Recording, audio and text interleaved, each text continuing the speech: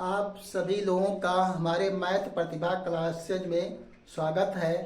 चाहे वो बच्चे हों, बूढ़े हों, जवान हों, भाई हों, बहन हो, चाचा हों, चाची हों, कोई भी हो, तो इस वीडियो को देख करके उसका लाभ उठा सकते हैं। आज का टॉपिक हमारा कक्षा 12 में गणित के आव्यूह चैप्टर पर आधारित है। हम शुरू से ही जो है आव्यूह के बारे में परिचित हैं। हमारे पिताजी, दादाजी, नाना जी सभी लोग जो है पेड़ पौधों को लगाने के लिए एक क्यारी बनाते थे। क्यारी में पौधों को एक व्यवस्थित क्रम में रखते थे। किस लाइन में रखा जाए, किस पौधे को किस लाइन में किस पौधे को रखा जाए, किस पंक्ति में किस पौधे को रखा जाए, यही व्यवस्था कहलाती क्या है, आव्यूह कहलाती है। हमारे अध्यापक कक्षा में विद्यार्थियों को बैठाते हैं, उनके बैठाने की व्यवस्था, किस पंक्ति में कौन सा बच्चा बैठा है, किस कॉलम में कौन सा बच्चा बैठा है, यह व्यवस्था क्या कहलाती है, आव्यूह कहलाती है। बाद में पेड़ों को लगाने की व्यवस्था भी क्या कहलाती है, आव्यूह कहलाती है। यह व्यवस्था जो है हम प्राचीन काल से ही करते चले आ रहे हैं। इसी व्यवस्था को हम आव्यूह कहते हैं। आव्यूह क्या है, एक प्रकार की व्यवस्था है जिसमें हम वस्तुओं को एक क्रम में, यानी वस्तुओं को पंक्तियों तथा स्तंभों में व्यवस्थित करते हैं। यही व्यवस्था क्या कहलाती है, आव्यूह कहलाती है। कक्षा में विद्यार्थियों के बैठने की व्यवस्था ये आव्यूह का उदाहरण है। बाद में पेड़ों को लगाने की व्यवस्था एक उदाहरण है। इसी चूँकि हम मैथ विषय में यहाँ पर आज चैप्टर यहाँ दिया गया है, तो इसमें संख्याओं के बारे में पढ़ेंगे, वस्तुओं के बारे में नहीं पढ़ा जाएगा। तो यहाँ पर क्या करेंगे, गणित विषय में चूँकि यहाँ आव्यूह चैप्टर है, तो पहले हम क्या करें, इसकी परिभाषा जान लें। परिभाषा क्या है आव्यूह की? आव्यूह की परिभाषा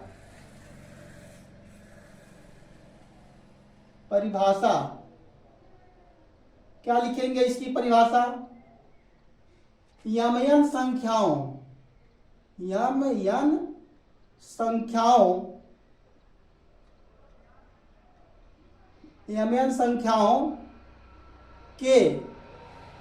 के एक निकाय को यम पंक्तियों तथा यन स्तंभों में आयताकार सारणी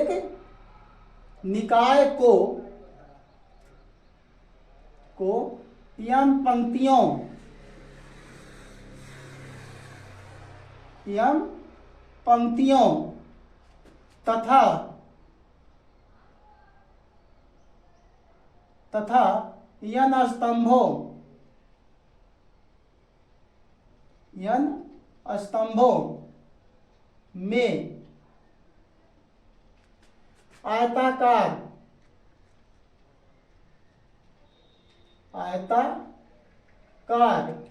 रूप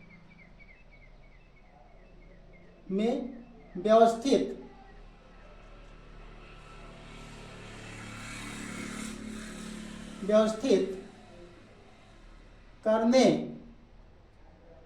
को यम क्रॉस यन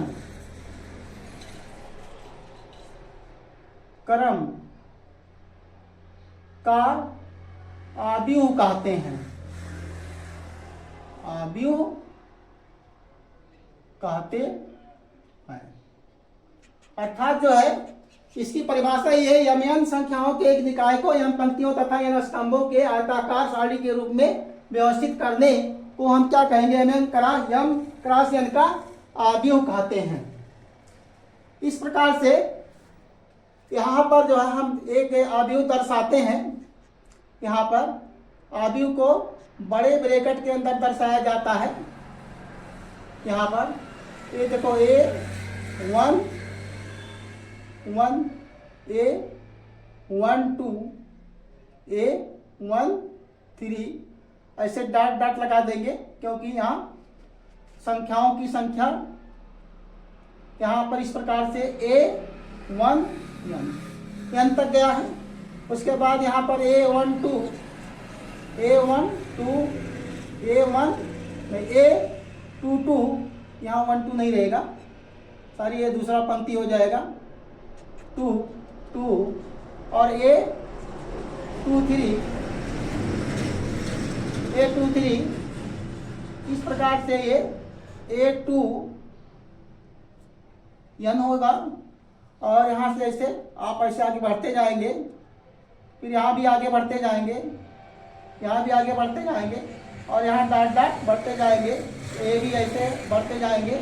इस प्रकार से यहाँ पर आगे AI1 AI2 और यहाँ AI3 बढ़ते जाएंगे। यहाँ पर AIJ आगे और बढ़ा दिया जाए तो बढ़ा देंगे आगे, तो यहाँ होगा, यहाँ पर AM1 AM2 AM3 ऐसे आगे बढ़ते जाएं तो यहाँ पर मिल जाएगा लास्ट में यम और यन। इस प्रकार की व्यवस्था एक क्या है, आव्यूह के अंतर्गत है। mn संख्याओं का हमने क्या किया, एक आव्यूह बना दिया गया। अब इसमें जो देखिए यहाँ पर दिया गया है इस प्रकार के, यहाँ पर इस लाइन को एक क्षैतिज लाइन है और ये आपका ऊर्ध्वाधर लाइन है। जो क्षैतिज लाइन है इसे हम कहते हैं पंक्ति कहते हैं, क्षैतिज लाइन को पंक्ति कहते हैं। इस क्षैतिज लाइन को क्या कहेंगे, पंक्ति कहेंगे, पंक्ति। इसको इंग्लिश में रो कहेंगे। और जो ऊर्ध्वाधर लाइन है, ऊर्ध्वाधर लाइन को क्या कहेंगे, ये जो एक क्षैतिज लाइन, जितनी भी क्षैतिज लाइन है इन्हें हम पंक्ति कहेंगे। यहाँ पर ये पहली पंक्ति है, ये दूसरी पंक्ति है, ये ऐसे बढ़ते बढ़ते ये सभी क्या है, पंक्तियाँ हैं। और जो इस प्रकार से स्तंभ है, इस प्रकार से जो खड़ी लाइनें हैं, इस प्रकार से ये लाइन और यह लाइन और यह लाइन और ये लाइन, इनको क्या कहेंगे, स्तंभ। इन्हें क्या कहा जाएगा, स्तंभ कहेंगे। इंग्लिश में इसे कॉलम कहते हैं। इन्हें इंग्लिश में क्या कहेंगे, कॉलम कहेंगे। और इसमें यहाँ पर यहाँ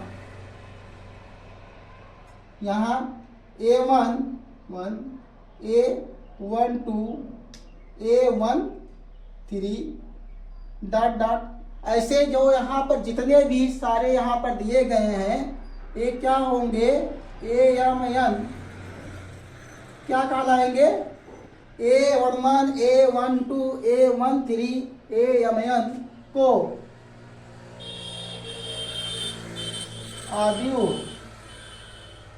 आव्यूह के तत्व, इसको इंग्लिश में कहते हैं एलिमेंट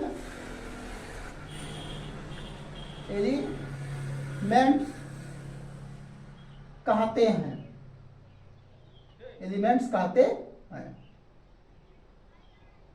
अर्थात जो है इसमें जो यहाँ पर दिए गए हैं A11 A12 A13 dot dot, इस प्रकार से जो इसके अंतर्गत रखे गए हैं इन्हें क्या कहेंगे, हम इसके आव्यूह के यहाँ तत्व कहेंगे। इंग्लिश में इसे एलिमेंट कहा जाता है। यहाँ पर A तथा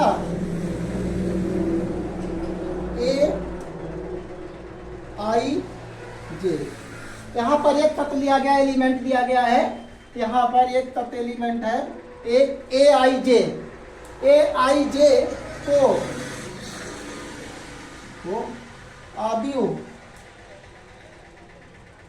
आव्यूह का का व्यापक व्यापक तत्व कहते हैं। इसको क्या कहते हैं? व्यापक तत्व कहते हैं, जो अवयव में कौन सी पंक्ति है? आई वी पंक्ति, आई वी पंक्ति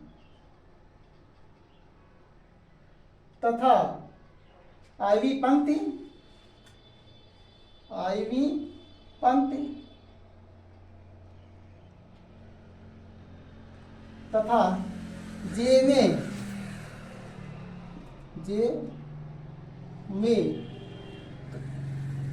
में स्तंभ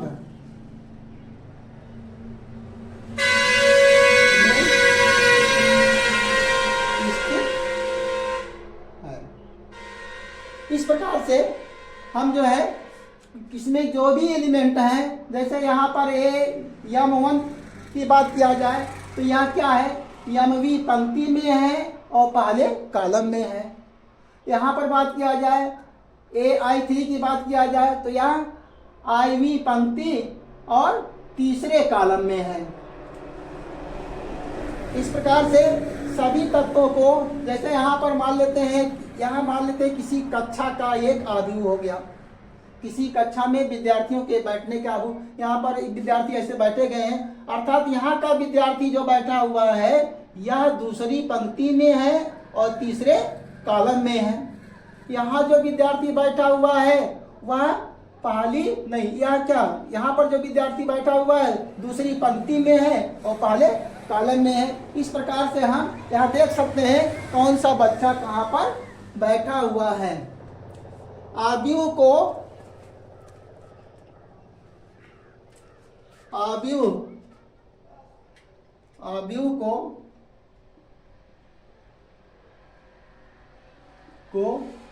अंग्रेजी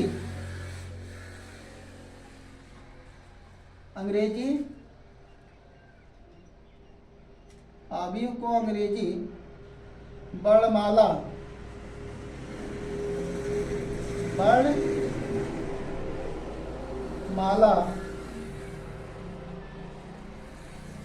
के बड़े अक्षरों से निरूपित करते हैं।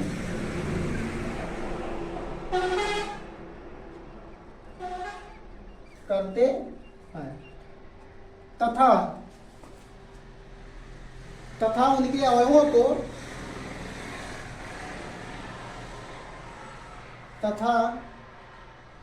उनके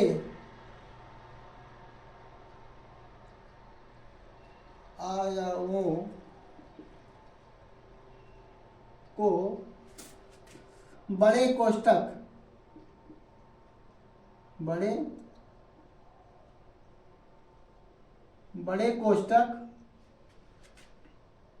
अर्थात जो इस प्रकार से जो बड़ा कोष्ठक होता है उसमें बड़े कोष्ठक में लिखते हैं।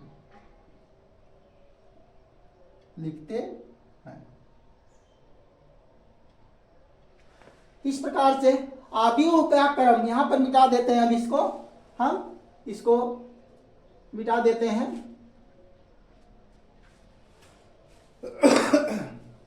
आगे अब अवयव का क्रम क्या होता है? अवयव का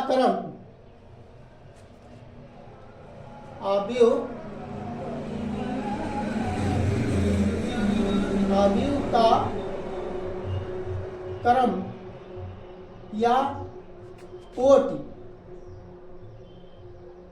अवयव का क्रम या कोटि, ये क्या होता है? क्रम या कोटि में हम क्या करते हैं कि पहले हम पंक्तियों की संख्या को लिखते हैं और बाद में उनके स्तंभों की संख्या को लिखते हैं।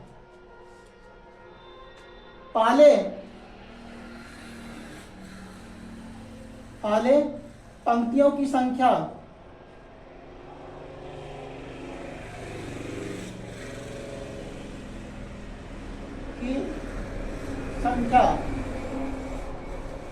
तथा बाद में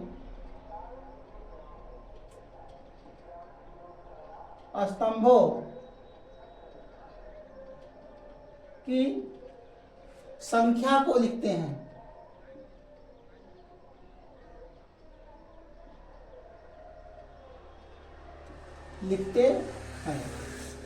जैसे मान लेते हैं एग्जाम्पल के तौर पर आपको यहाँ पर एक मैट्रिक्स दिया गया है 1 2 और 3 दे दिया गया, यहाँ पर 5 6 7 इस प्रकार से दे दिया गया। तो इसमें पंक्तियों की संख्या कितनी है? एक पंक्ति ये है, एक पंक्ति ये है, तो इसका कोट क्या हो जाएगा? कोट बराबर इसका क्या होगा? 2, 3 2 क्रॉस 3 2 क्रॉस 3 होगा। इसकी कोट क्या होगा? 2 क्रॉस 3। एक दूसरा एग्जांपल, जैसे यहां पर b बराबर दिया गया है a b और यहां पर दिया गया c, यहां d, यहां पर e, यहां पर f, इस प्रकार से दिया गया है। तो इसका क्रम क्या होगा? क्रम और कोट दोनों एक ही है, चाहे आप क्रम लिखिए या कोट लिखिए, ऑर्डर लिखिए। यहाँ पर इसका कोट क्या होगा? इसमें कितने पंक्तियां हैं? एक पंक्ति, 2 पंक्ति, 3 पंक्ति, तो यहाँ क्या लिखेंगे? 3 पंक्ति हो गई। और कॉलम कितने हो गए? एक कॉलम और एक कॉलम, यहाँ पर 2 कॉलम हो गए। जो क्षैतिज लाइनें होती हैं उन्हें हम पंक्ति कहते हैं, जो ऊर्ध्वाधर लाइनें होती हैं उन्हें हम स्तंभ कहते हैं। अब यहाँ पर जो है इसके बाद का टॉपिक क्या है कि आव्यूह के प्रकार। आव्यूह कितने प्रकार के होते हैं इसके बारे में हम बताने चल रहे हैं। आव्यूह के प्रकार।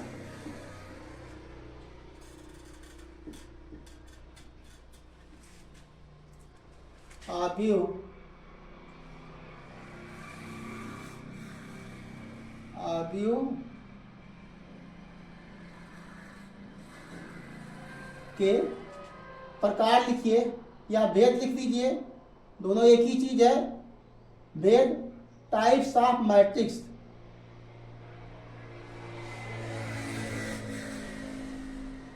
Type of matrices. Types of matrices. आव्यूह कितने प्रकार के होते हैं? आव्यूह 10 प्रकार के होते हैं। आव्यूह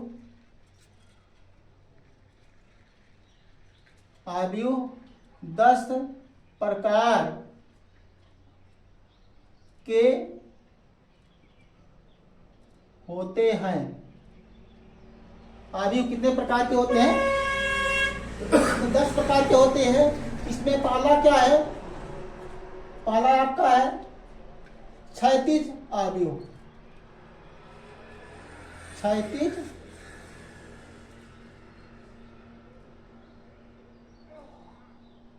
आव्यूह, इसे कहते हैं हॉरिजॉन्टल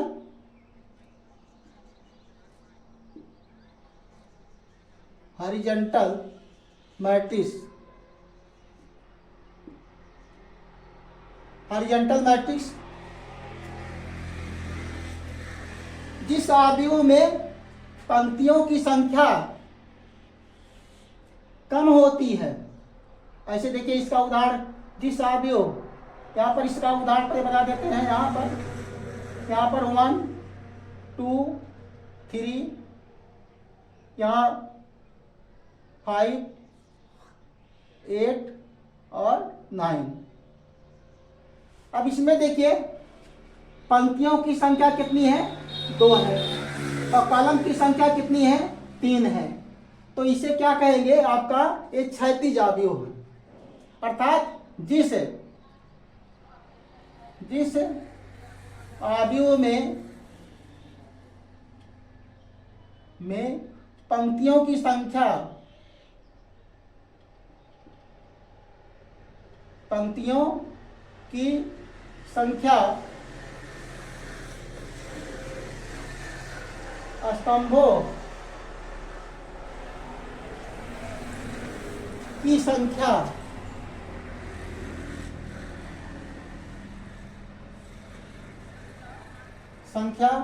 से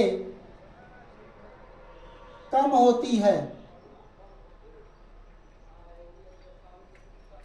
उसे क्षैतिज आव्यूह कहते हैं।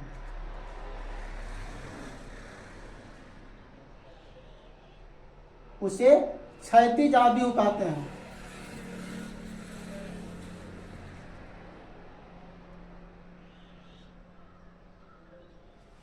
यहाँ पर ये आपका एक क्षैतिज आव्यूह का उदाहरण दिया गया है। दूसरा उदाहरण दे सकते हैं। यहाँ पर देखिए, यहाँ पर इस प्रकार से यहाँ पर ए, बी और सी और यहाँ डी दिया गया। यहाँ पर ए, ई, एफ, जी, एच, इस प्रकार से यहाँ पर आई, जे, के, एल। अब देखिए इसमें क्या है, कितनी पंक्तियां हैं? 1 2 3 पंक्तियां हैं। कॉलम कितने हैं? 1 2 3 4। तो इसमें क्या है, ऐसा आव्यूह जिसमें जो है पंक्तियों की संख्या कम होती है। किससे? स्तंभों की संख्या से। उसे हम क्षैतिज आव्यूह कहते हैं। अब यहाँ पर इसका अगर जो कोट लिखा जाए तो कितने हैं, इसमें कितने पंक्तियां हैं? 2 पंक्तियां, एक पंक्ति है, एक पंक्ति है। तो इसका कोट क्या हो जाएगा? 3x2। इसका कोट क्या होगा? 3x2 होगा। और यहाँ पर देखा जाए तो इसमें कितनी पंक्तियां? 1 पंक्ति, 2 पंक्ति, 3 पंक्ति। तो इसका कोट क्या हो जाएगा? 3x। और कॉलम कितने हैं? 1 2 3 4। पहले हम क्या लिखते हैं? रो को लिखते हैं, बाद में हम कॉलम को लिखते हैं। इसका शॉर्टकट फार्मूला क्या है? RC। अर्थात जो है हम कॉलम पहले क्या लिखेंगे? रो लिखेंगे, बाद में क्या लिखेंगे? कॉलम लिखेंगे। कोटि, यहाँ क्या हो जाएगा? कोटि। किसी भी आव्यूह का जो कोटि होता है, पहले रो रहेगा, उसके बाद कॉलम रहेगा। अगला है आपका, यह क्षैतिज आव्यूह के बाद क्या आएगा? ऊर्ध्वाधर आव्यूह। दूसरा क्या है आपका? ऊर्ध्वाधर आव्यूह। ऊर्ध्वाधर आव्यूह इसे कहा जाता है, क्या मिटा देते हैं इसको। यहां पर ऊर्ध्वाधर आव्यूह को वर्टिकल मैट्रिक्स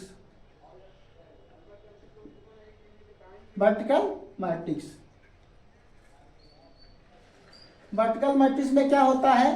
यहां पर इस प्रकार से आप बना सकते हैं।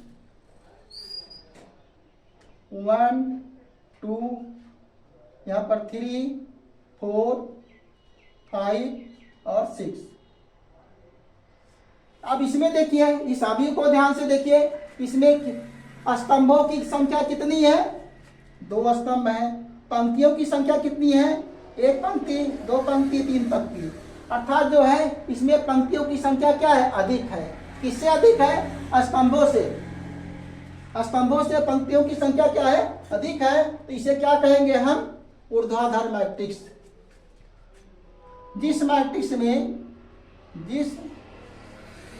जिस आव्यूह में पंक्तियों की संख्या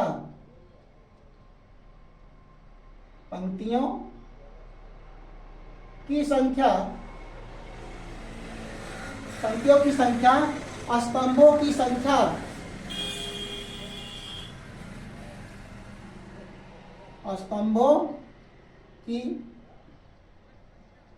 संख्या से अधिक होती है,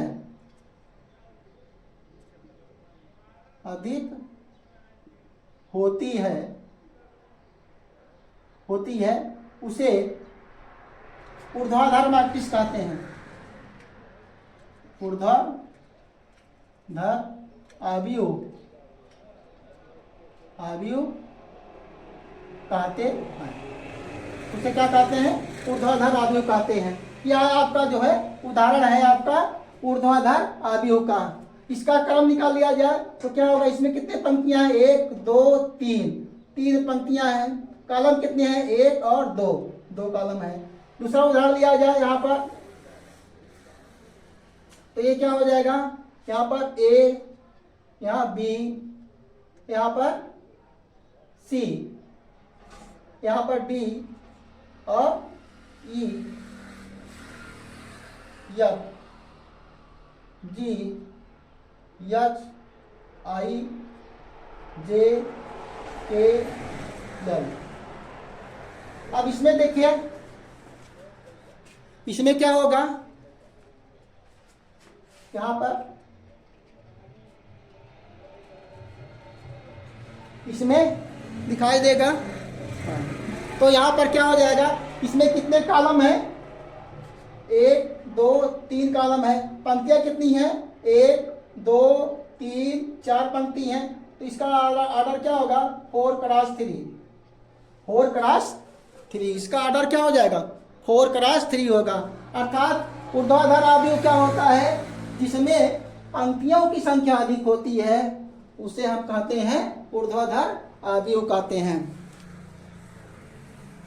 अब अगला आपका है, ऊर्ध्वाधर के बाद आपका आएगा वर्ग। ऊर्ध्वाधर आव्यूह के बाद आप क्या लिखेंगे? उसके बाद इसका टाइप है वर्ग आव्यूह।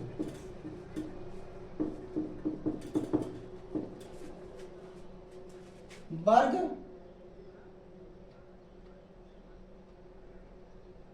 आव्यूह, वर्ग आव्यूह इसे कहा जाता है square, square matrix, square matrix, वर्ग आव्यूह। अब देखिए इसका उदाहरण क्या है? यहां पर 1 2 3 4। अब इसमें देखिए कितनी पंक्तियां हैं? यहाँ पर 1 पंक्ति 2 पंक्ति हैं। कॉलम कितने हैं? 1 कॉलम 2 कॉलम हैं। तो यह क्या है आपका? 2 क्रॉस 2।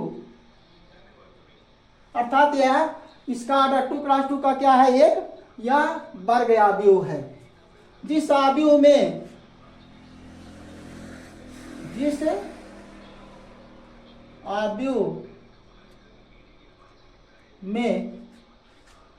पंक्तियों की संख्या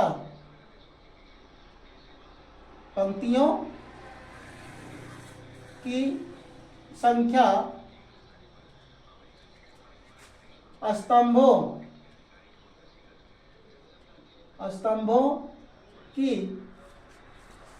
संख्या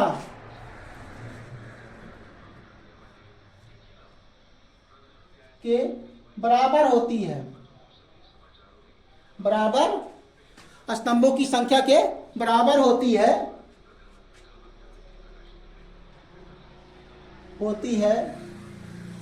उसे वर्ग आव्यूह कहते हैं। वर्ग आव्यूह कहते हैं। उसे क्या कहते हैं? वर्ग आव्यूह कहते हैं। अब इसमें देखिए कितने पंक्तियां हैं? 2 पंक्तियां हैं, 2 कॉलम है। या और इसका उदाहरण और भी हो सकता है। ऐसे यहाँ पर ए बी सी, यहाँ पर D E F G H I. इसका ऑर्डर क्या होगा? कितनी पंक्तियां हैं? 3 पंक्तियां हैं। 3 पंक्तियां हैं। कितने कॉलम है? 3 कॉलम है। तो ये 3 क्रॉस 3 का ये आपका वर्ग आव्यूह है। अगला आपका है पंक्ति आव्यूह। पंक्ति आव्यूह इसे क्या कहते हैं? Row matrix. रो रो मैट्रिक्स जिस आव्यूह में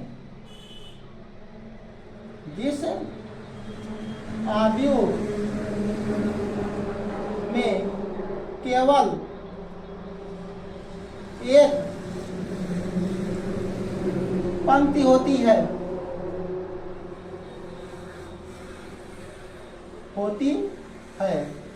उसे पंक्ति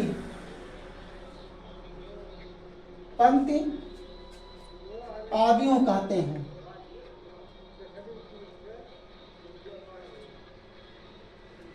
पंक्ति आव्यूह कहते हैं। इसका उदाहरण क्या है?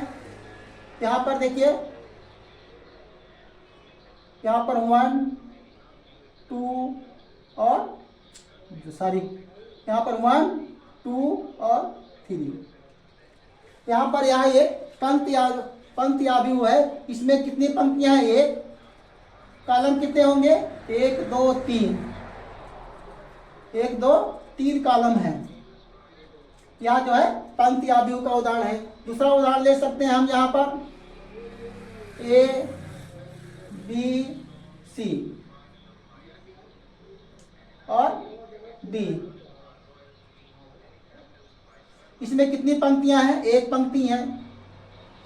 कॉलम कितने हैं? 1 2 3 4 कॉलम है। तो यह क्या है? पंक्ति आव्यूह के उदाहरण हैं। अगला क्या है आपका? अगला आपका है स्तंभ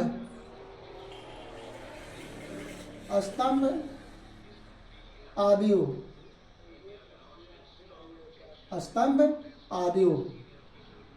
इसे कहते हैं वर्टिकल मैट्रिक्स। इसे कहेंगे कॉलम मैट्रिक्स। इसे क्या कहेंगे? Column matrix.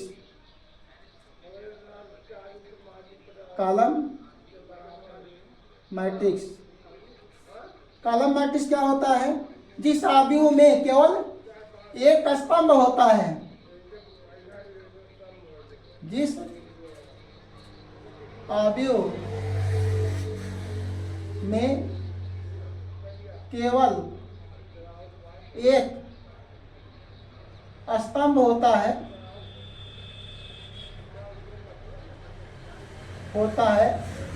उसे स्तंभ आव्यूह कहते हैं या कॉलम मैट्रिक्स कहते हैं।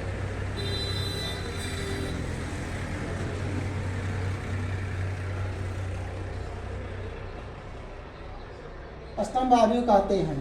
जैसे आपका इसका उदाहरण क्या है? यहाँ जैसे लिख सकते हैं, यहाँ जैसे लिख लीजिए। क्या लिखेंगे? जैसे 1 2 3। इसमें कितने कॉलम है? एक कॉलम है। पंक्ति कितनी है? 1 2 3। 3 पंक्ति है, एक कॉलम है। इसका क्रम आपका 3+1 होगा। ऐसे आपका दूसरा उदाहरण दे सकते हैं। यहाँ पर A B C। इसमें कितनी पंक्तियां हैं? 3। कॉलम कितने हैं? 1। तो ये आपके उदाहरण हैं किसके? स्तंभ आव्यूह के। अगला आपका है इसको मिटा देते हैं। देखें इसमें, स्तंभ के बाद आपका है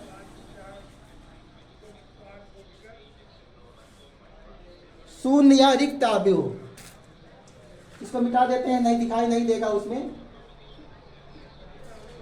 शून्य या रिक्त आव्यूह।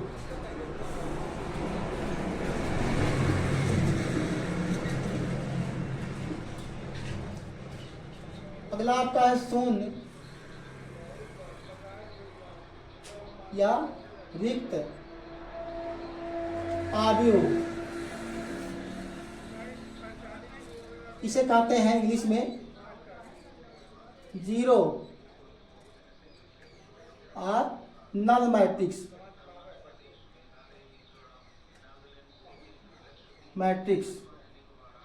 Null matrix. ये आपका क्या होगा? जिस आव्यूह में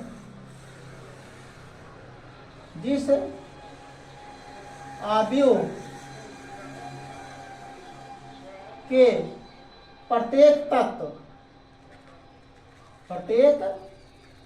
तत्व या एलिमेंट शून्य होते हैं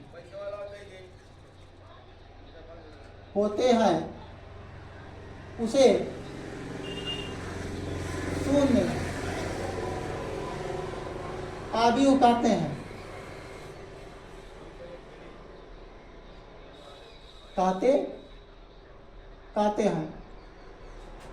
जैसे यहाँ पर एक मैट्रिक्स आपको दिया गया, ओ बराबर क्या हो जाएगा, इसमें सभी एलिमेंट क्या है, 0 0 और 0। इसमें कितने कॉलम है, देखो इसमें पंक्तियां कितनी, एक कॉलम कितने हो गए, 1 2 3 कॉलम है। यह जो है शून्य आव्यूह है। तो अर्थात जो है ऐसा आव्यूह जिसमें उसके सारे एलिमेंट क्या हो, 0 हो, उसे क्या कहते हैं, शून्य आव्यूह कहते हैं। अगला है इकाई।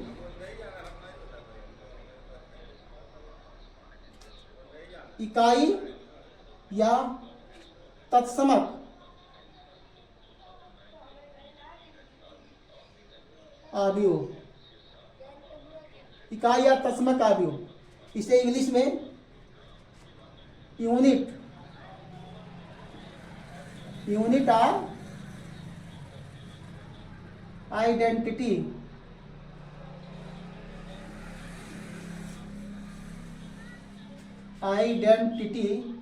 Matrix, unit of identity matrix. जिस आव्यूह में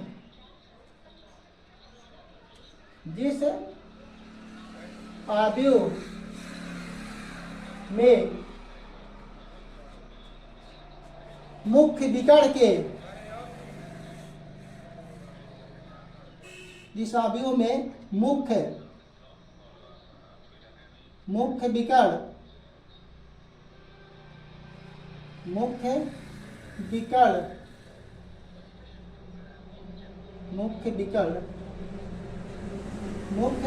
विकर्ण के सभी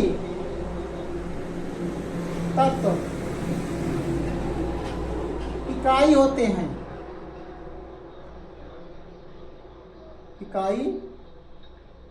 होते हैं, तथा शेष तत्व शून्य होते हैं, उसे इकाई आव्यूह कहते हैं।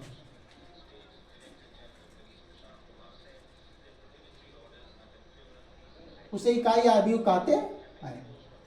जैसे इसे आई से प्रदर्शित भी किया जाता है। आई बराबर क्या हो जाएगा, यहाँ पर एक आव्यूह दिया गया, यहाँ पर मुख्य विकर्ण 1 0 0, यहाँ पर 0 1 आएगा 0, और इसके बाद इसको थोड़ा सा बढ़ा दिया जाए तो यहाँ क्या होगा, यहाँ 0, यहाँ भी 0, यहाँ पर 1। यह क्या है, इकाई आव्यूह है। इसका क्रम क्या होगा, इसमें कितने कॉलम है, इसमें कितने कॉलम है, 1 2 3 कॉलम है, और कितने इसमें पंक्तियां हैं, तीन पंक्तियां 3 कॉलम है, 3 पंक्तियां 3 कॉलम है। अर्थात इकाई आव्यूह क्या होता है, वह आव्यूह जिसके मुख्य विकर्ण, इस वाले को हम कहते हैं मुख्य विकर्ण कहते हैं। मुख्य विकर्ण के सभी अवयव क्या हो, इकाई हो, अर्थात 1 हो, उसे हम कहते हैं इकाई या तत्समक आव्यूह कहा जाता है। विकर्ण आव्यूह, इसके बाद क्या है आपका विकर्ण आव्यूह।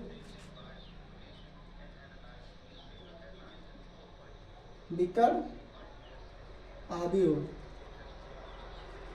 इंग्लिश में इसे डायगोनल मैट्रिक्स कहते हैं। मैट्रिक्स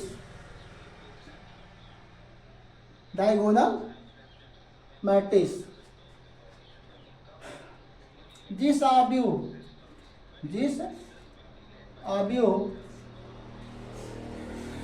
में मुख्य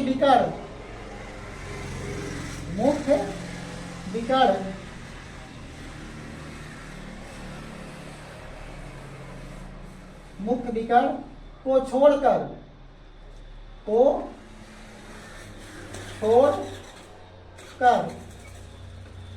मुख्य विकर्ण को छोड़कर शेष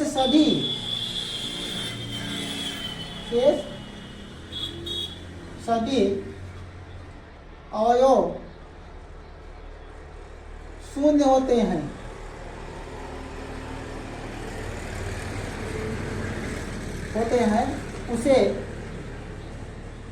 उसे विकर्ण अवयव कहते हैं। विकर्ण अवयव कहते हैं। जैसे इसका एग्जाम्पल है इस प्रकार से 3 0 0, यहाँ 0, यहाँ 3 0, यहाँ पर 0, इसको बढ़ा देते हैं 0, यहाँ पर क्या होगा 0, यहाँ पर 3 आ गया। अर्थात जो है मुख्य विकर्ण के एलिमेंट शून्य नहीं होंगे। मुख्य विकर्ण के एलिमेंट शून्य नहीं होंगे। यहाँ आप लिख सकते हैं 3, यहाँ लिख दिए 4, यहाँ लिख दिए 5। एक इसका क्रम क्या होगा 1 2 3, 3 पंक्तियां हैं। कॉलम कितने हैं 1 2 3 कॉलम हैं। तो यहाँ क्या है आपका जो है, अर्थात जो विकर्ण अवयव क्या होता है कि मुख्य विकर्ण के सभी अवयव शून्य नहीं होंगे, लेकिन जो है और अवयव क्या होंगे शून्य होंगे। मुख्य विकर्ण के अतिरिक्त और सभी अवयव क्या होंगे शून्य होंगे। उसे क्या कहते हैं विकर्ण अवयव कहते हैं। उसे क्या कहेंगे हम विकर्ण अवयव कहेंगे। अब इसके बाद क्या है आपका अदिश अवयव। यहाँ दिखाई दे रहा है, हाँ दिखाई दे रहा है, इसको मिटा देते हैं।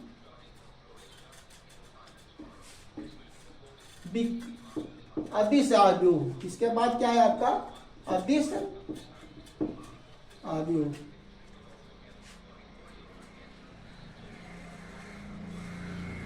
अदिश अवयव इसे कहा जाता है स्केलर मैट्रिक्स। स्केलर मैट्रिक्स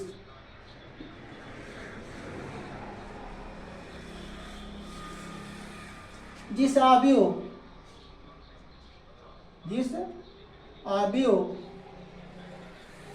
के मुख्य विकर्ण के सभी मुख्य विकर्ण के सभी अवयव बराबर होते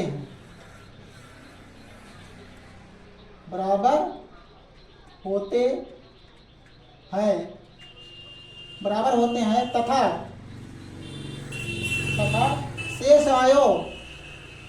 शेष एलिमेंट या अवयव शून्य होते हैं।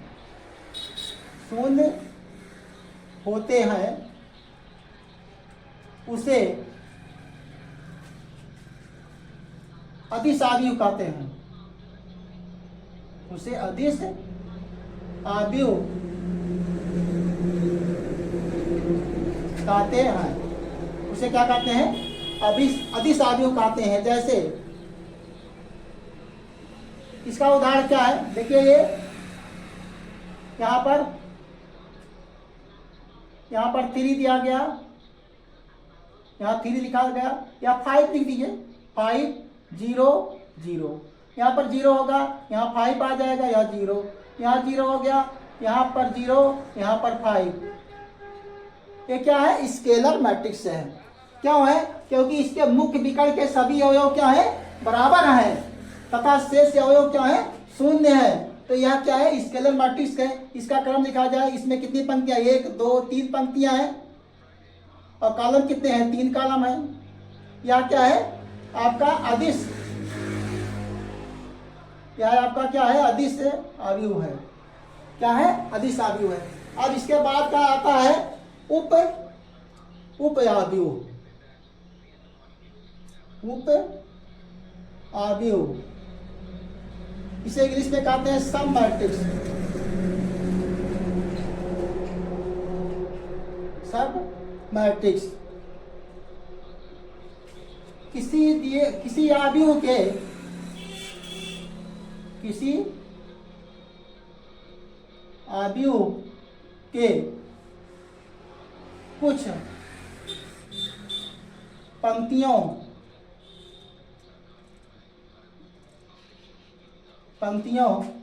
तथा स्तंभों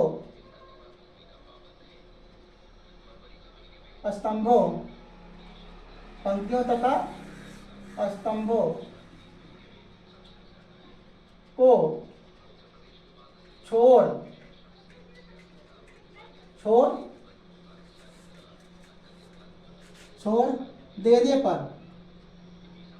देने पर शेष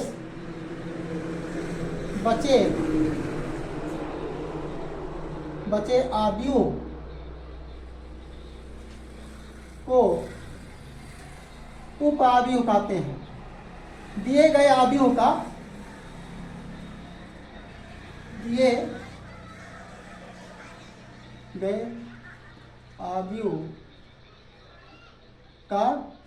उप आव्यूह कहते हैं।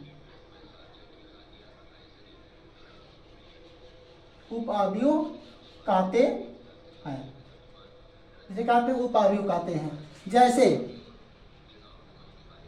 जैसे आपको दिया गया है, एक आव्यूह मान लेते हैं, यहाँ पर दिया गया है इस प्रकार से 1 2 3 और 4।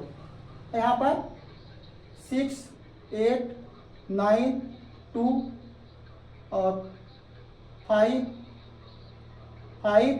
4 3 8 इस प्रकार से दिया गया है। यहाँ 9 कर दीजिए, 9 कर दिया गया, कोई दिक्कत नहीं है। अब इसमें कितने कॉलम है? इसमें कितने कॉलम है? 4 कॉलम, 1 2 3 4 कॉलम है। पंक्तियां कितनी है? 1 2 3 पंक्तियां है, 3 पंक्तियां है, 4 कॉलम है। अब इसमें से आप क्या कीजिए? ए का उप आव्यूह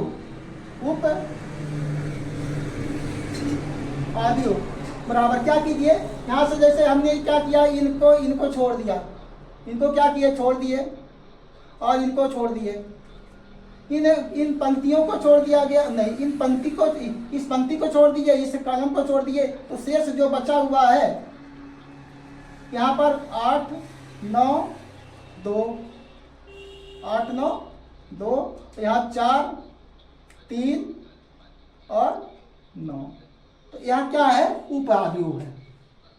यहाँ क्या है? आपका उप आव्यूह है। इसी प्रकार दूसरा उदाहरण कर सकते हैं। जैसे यहाँ पर दूसरा उदाहरण कर सकते हैं आप।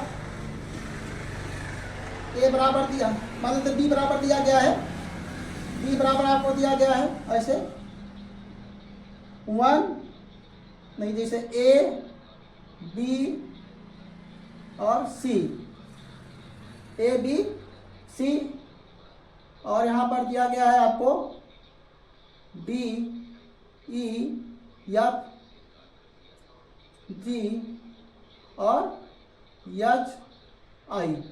इस प्रकार से आपको एक मैट्रिक्स दिया गया, बी मैट्रिक्स है।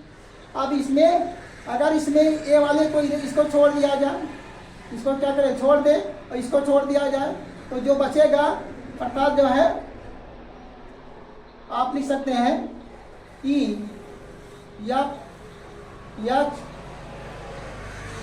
आई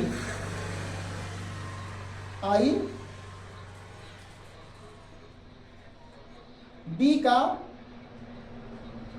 उपावयव है।